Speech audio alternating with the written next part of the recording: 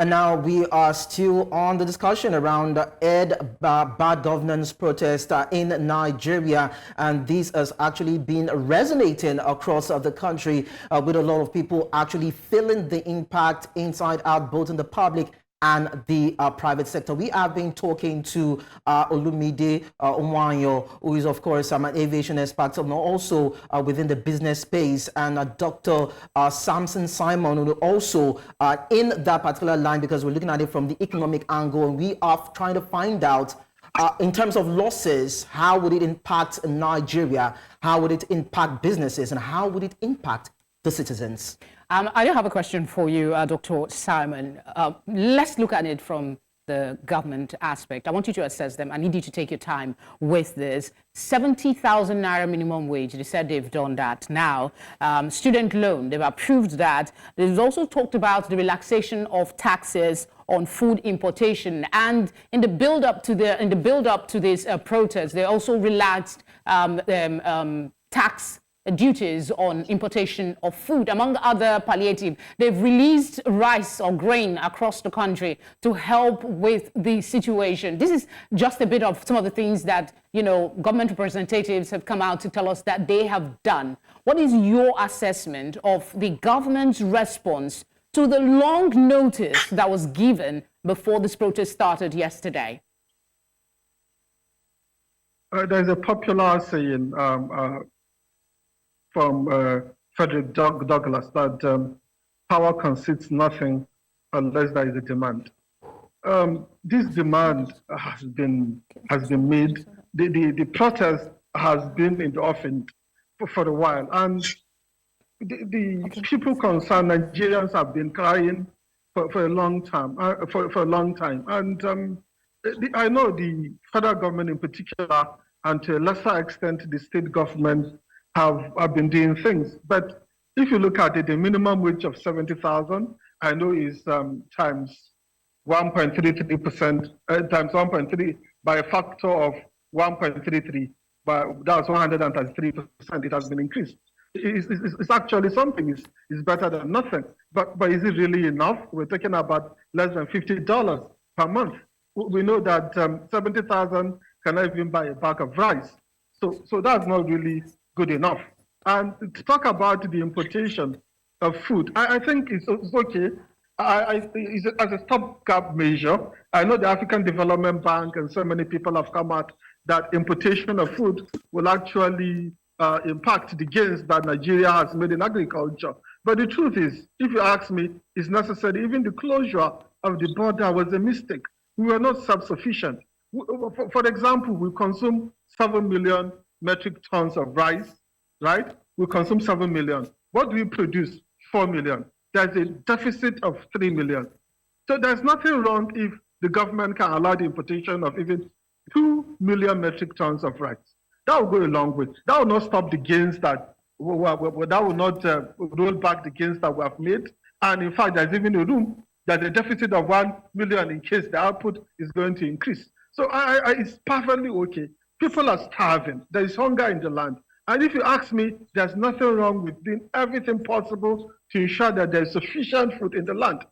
Two things most at times cause protests and maybe even riots and violence and revolution: food and fuel prices. And we're experiencing both.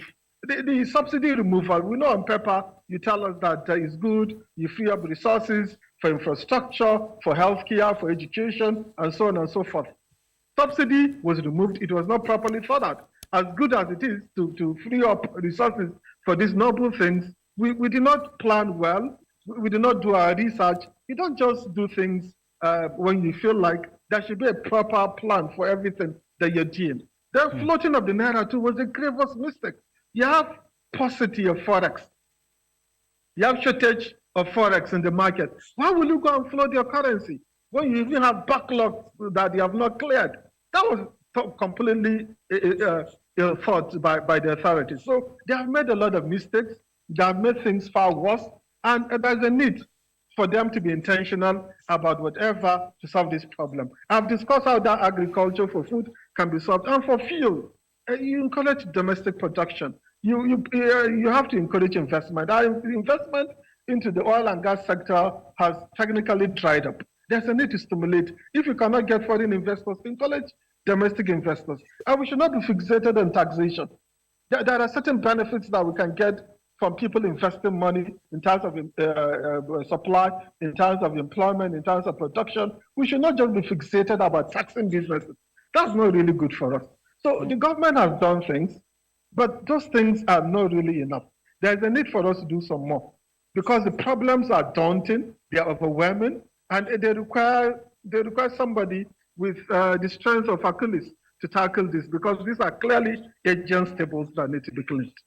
Okay, so let me quickly bring in Mr. Olumide Ohunayo into this. Now, this government came out to say that, this administration came out to say that it inherited a badly indebted government.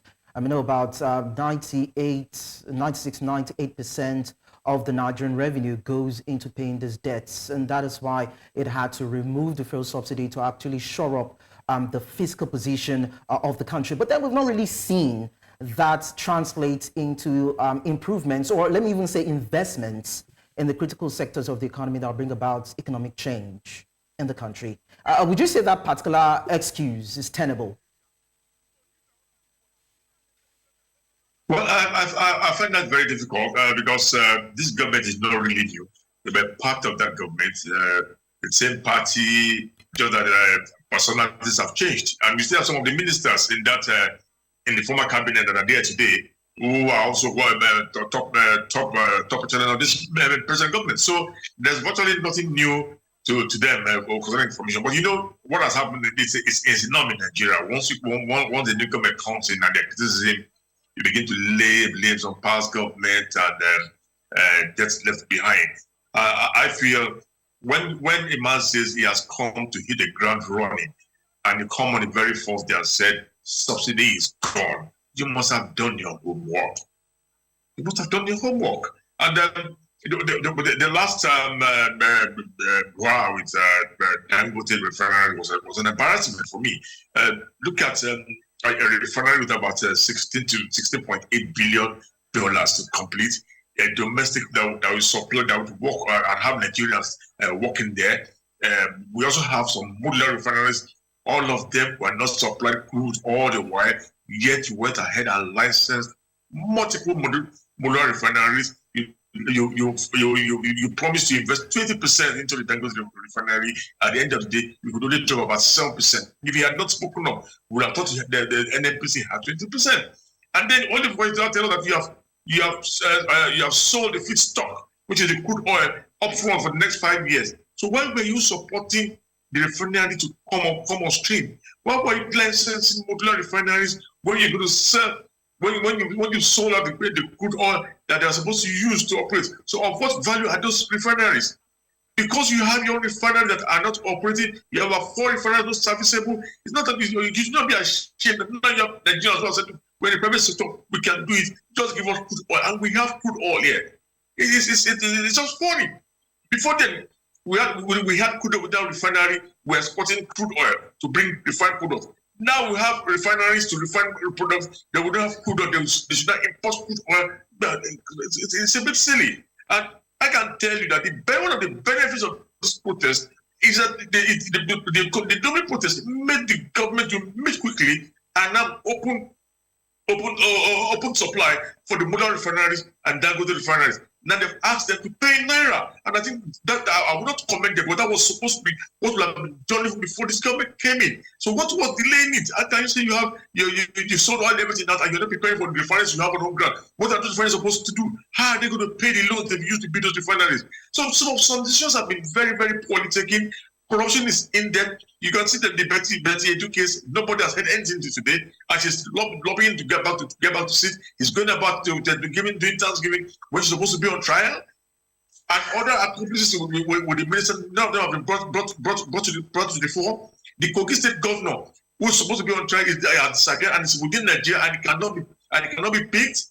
When people see all this, then they will not look that the government is not really upright about fighting corruption and helping to reduce the pain of the ordinary Nigerians. And you cannot reduce their pain by just throwing money at every problem.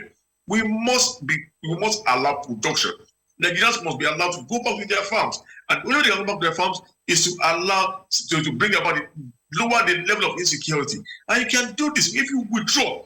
At every beginning of the year, we hear that all policemen, mobile policemen should return back to the military base, and that the civil defense should take over the security of politicians and VIPs. Up to today, that order keeps coming out towards the end of the year, and the next, by the time you wake up the next day, nothing has changed. Why are we having so many politicians? You go to a party that one of the top shows are going to have. You will see over a battalion of policemen hanging around there. Yes, local government is I think at the heart of your submission, sir, at the heart of your submission is production and security. If we get security and then we improve on production, some of the issues will begin to be addressed. I have questions, but let's just remind our viewers that if you're just tuning in, this is our continuing coverage of the End Bad Governance in Nigeria protests. We will be connecting with our colleagues across the country for update on, bring you live scenes basically on what's going on and their view of the responses so far to today's day 2 of the protest. Let me go back. I think it was Dr. Ohunayo, Mr. Ohunayo that was speaking just now. So I will move on to Dr. Simon. Day 2. Businesses are still closed. What's your estimation of how this, I know we're looking at history and actions that have been taken, but we'll be putting in the mix the reality of what this protest is costing. And that's where I want you to speak on. What's your estimation of how this continuing closure of business will exacerbate hunger in the country? That's the irony of it. It's a protest, I know it's ends bad governance, but we know what it really cost it, is the hunger in the land. Sadly, by embarking on this protest, the hunger situation may likely get exacerbated. And there's a popular saying that if you want peace, you must be ready for war. And I think that's what is really playing out. Because if you don't make noise, if you don't actually demand for things, nobody will take you serious. I know the government, particularly at the center, has been doing some things, but they're basically cosmetics. And with this protest now, I think their demands are more likely to take center stage. The authorities, if they were treating things with levity before, they will be more serious about it. Of course, there are certain people, the larger chunk of Nigeria's economy is informal. And some people, if they don't go out to work on a particular day, they may not likely fit. And because of this protest, many people cannot come out to work. So the hunger will likely get worse. And then for those in the formal sector, the businesses will be affected. Maybe some people have not been paid salaries and these banks are not going to open and even the markets are not going to open. So some people will not have access to money that they can use to feed their families. So I believe it's going to be painful for businesses, it's going to be painful for individuals. But the thing is, this protest has to be done.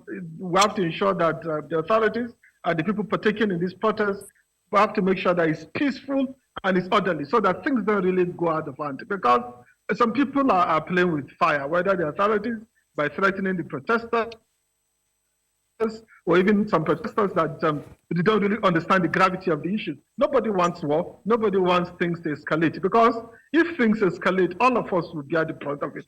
Nobody will escape from it. So we have to be on our best behavior, whether on the side of the authorities or the side of the protesters or the security agents that are from the side of the authorities. Everything has to be orderly. Everything has to be peaceful, or else it may not really be palatable for anybody at the end of the day.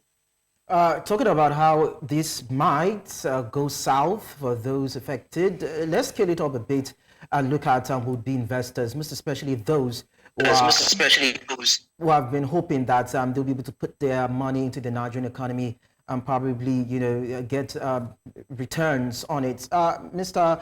Ohunayo, how do you see foreign direct investments being affected or impacted by this? Because we know this is an administration from inception that has been trying as much as possible to woo investors to key into the economy. But then, that seems not to have materialized as much as a lot of people had speculated.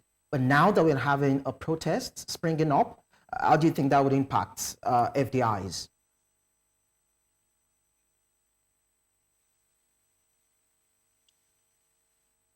Mr. Olumide, can you please unmute your device? We can't hear you well. All right, while we sort out the audio issue with Mr. Olumide, let's just quickly get your reaction, Dr. Simon, as regards FDIs. What you take, do you think Nigeria can still scale that hurdle?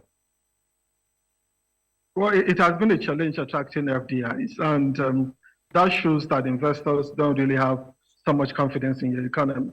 Because if you're coming in with FDI, with foreign direct investments, you're showing long-term commitment to the economy, unlike foreign portfolio investments. And the larger chunk of our investments in recent times have been foreign portfolio investments, which clearly shows that there's not so much confidence in the economy. And while we're trying to build that confidence, unfortunately, this protest came along. So it's going to even discourage investors, particularly foreign direct investors, from coming in. So it's not really good for us because investor confidence will be diminished.